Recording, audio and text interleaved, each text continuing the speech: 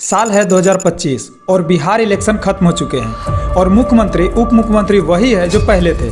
इस चुनाव में आरजेडी से लेकर तमाम विपक्षी पार्टी को करारी हार मिलता है। 2020 में आरजेडी को 75 सीट मिला था तो वही कांग्रेस को 19 सीट मिले थे। जेडीयू को 43 सीट और भाजपा को 74 सीट मिला था। लेकिन 2025 में जेडीयू को 43 से बढ़कर 85 सीट मिला और भाजपा को 89 सीट, जबकि राजद को 75 सीट से घटकर 25 पर आ गई और कांग्रेस 19 से घटकर 6 सीटों पर सिमट गई।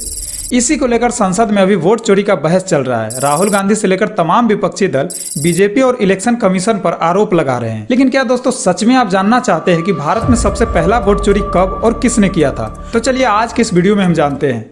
साल था 20 अप्रैल 1946। देश को 15 अगस्त 1947 को आज़ाद होना था, लेकिन उससे एक साल पहले ब्रिटेन ने भारतीय हाथों में सत्ता दे दी थी। अब अंतरिम सरकार बनानी थी। तय हुआ कि कांग्रेस का अध्यक्ष ही प्रधानमंत्री बनेगा। उस वक्त कांग्रेस के अध्यक्ष मौलाना अबुल कलाम आजाद थे, जो पिछले 6 सालों से इस पद पर थे। 29 अप्रैल 1946 को कांग्रेस का नया अध्यक्ष चुना जाना था, जो आगे कुछ महीने बाद ही अंतरिम सरकार में देश का अगला प्रधानमंत्री बनता। इस बैठक में महात्मा गांधी के अलावा नेहरू, सरदार पटेल, आचार्य कृपलानी, राजेंद्र प्रसाद, खान अब्दुल गफ्फार खान के साथ कई बड़े कांग्रेसी नेता शामिल थे। परंपरा के मुताबिक कांग्रेस अध्यक्ष पद का चुनाव प्रांतीय कांग्रेस कमेटी ही करती थी। उस 15 कमेटी में से 12 कमेटी ने सरदार पटेल को वोट किया, जबकि बचा 3 में से 2 कृपलानी को और 1 पट्टाभी सीतारामैया को, और नेहरू को एक भी कमेटी ने वोट नहीं किया था। मगर गांधी जी पंडित नेहरू को अध्यक्ष बना देते हैं और देश का प्रधानमंत्री पंडित नेहरू बनते हैं।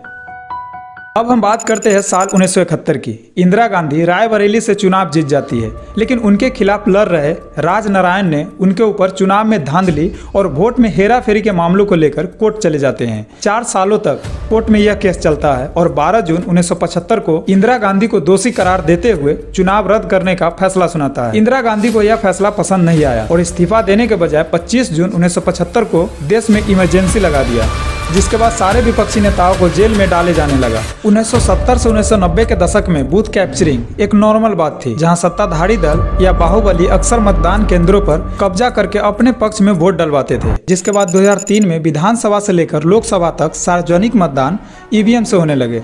अब बूथ कैप्चरिंग जैसी समस्या तो खत्म हो गई, लेकिन ईवीएम पर सवाल उठना शुरू हुआ। एक समय था जब बीजेपी भी ईवीएम पर सवाल उठाए थे। 2017 में ईसीआई ने चुनौती दिया कि कोई भी पार्टी दुनिया के किसी भी साइंटिस्ट इंजीनियर को लेकर आए और ईवीएम को हैक करके दिखाए, लेकिन इस चुनौती को कोई भी पार्टी स्वीकार नहीं किया। दोस्तों, अगर सच में राहुल गांधी और तेजस्वी यादव जैसे नेता ईवीएम को गलत साबित करना चाहते तो वह या तो कोर्ट जाते, नहीं तो दुनिया के किसी कोने से किसी हैकर को ढूंढ के लाते और ईवीएम को हैक करके दिखाते। कांग्रेस से पूरा भारत के लोग परेशान थे और आरजेडी से बिहार के लोग। इमरजेंसी और जंगल राज जैसे व्यवस्था बनाने वाले को अब सरकार में लोग लाना नहीं चाहते हैं, तो क्या करेंगे? एक ही बात को रटते रहते हैं, ईवीएम में गड़बड़ी है। दोस्तों, आप अपना राय कमेंट बॉक्स में जरूर देना कि क्या सच में बीजेपी वोट चोरी करती है।